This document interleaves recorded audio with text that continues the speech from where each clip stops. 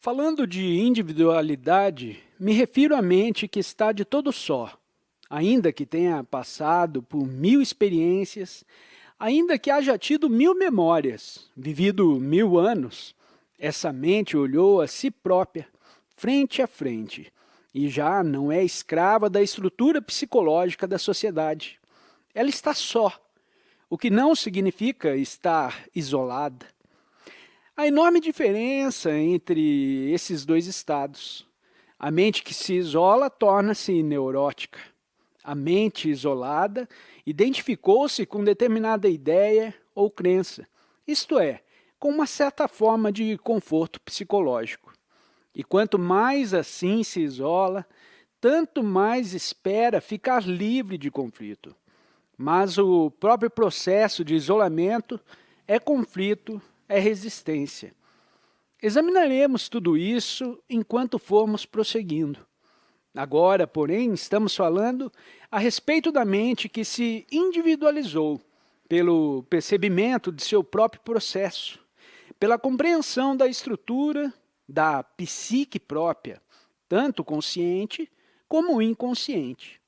É possível ultrapassar o inconsciente, mas este não é o momento oportuno para entrarmos em minúcias sobre a natureza do inconsciente e sobre a maneira de ultrapassá-lo. O que nessa manhã nos interessa é estabelecer as bases para a nossa ulterior investigação. Só a mente que está completamente só pode achar a realidade. E existe uma realidade, não uma realidade teórica, não uma certa coisa inventada pelos cristãos ou pelos hinduístas, ou experimentadas por uns poucos santos, conforme o peculiar condicionamento de cada um. Porém, uma realidade, uma imensidade, que só pode ser descoberta pela mente que percebeu seus próprios movimentos e compreendeu a si própria.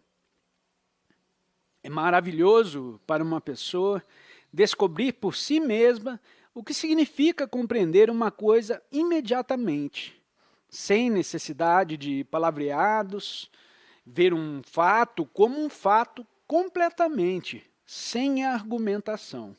Desse ato de perceber-se, se pode passar à arguição, à discussão, ao exame das minúcias, mas é necessário ter, primeiramente, essa extraordinária intensidade de percebimento. Percebimento sem pensamento, que produz a transformação.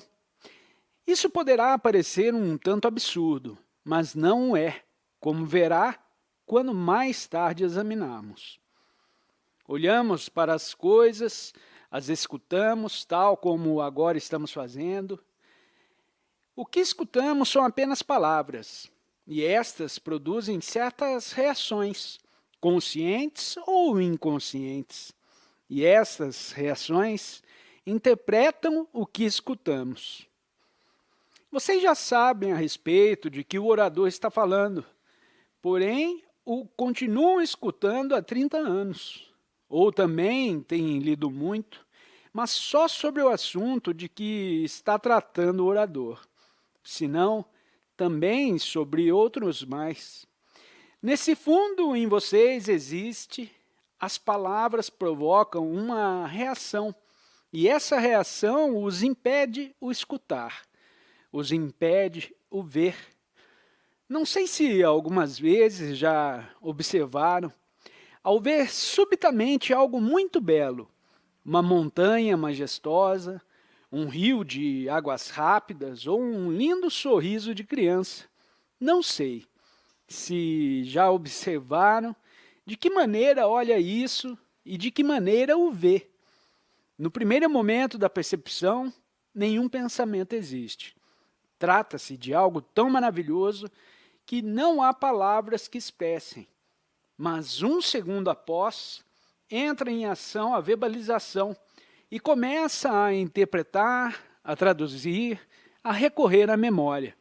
Essa ação o impede de ver, o impede de escutar. Pois bem, mesmo que já tenhamos ouvido muitas vezes, não podemos, no prosseguimento dessas palestras, 3 vezes por semana, descobrir por nós mesmos o que é esse ato de ver, esse ato de escutar. E se pudermos fazê-lo, tudo mais virá por si, porque o próprio ato de ver produz transformação. Mas para ver, para escutar, deve a mente estar completa e espontaneamente quieta, sem ter sido forçada disciplinadamente para a quietude. Só a mente verdadeiramente quieta pode escutar, pode ver, e não aquela que tem uma infinidade de problemas.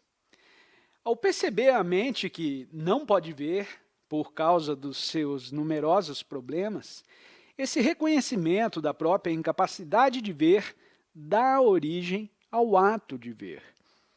Tudo isso requer excepcional atenção. E quando somos capazes de atenção completa, não dividida, não apenas atenção intelectual ou verbal, capaz de estar atento com todo o nosso ser, corpo, mente, emoção, vocês acham, então, num estado de suprema sensibilidade. Só então é a mente virtuosa. Escute isso, por favor. O homem que luta para alcançar a virtude não é virtuoso.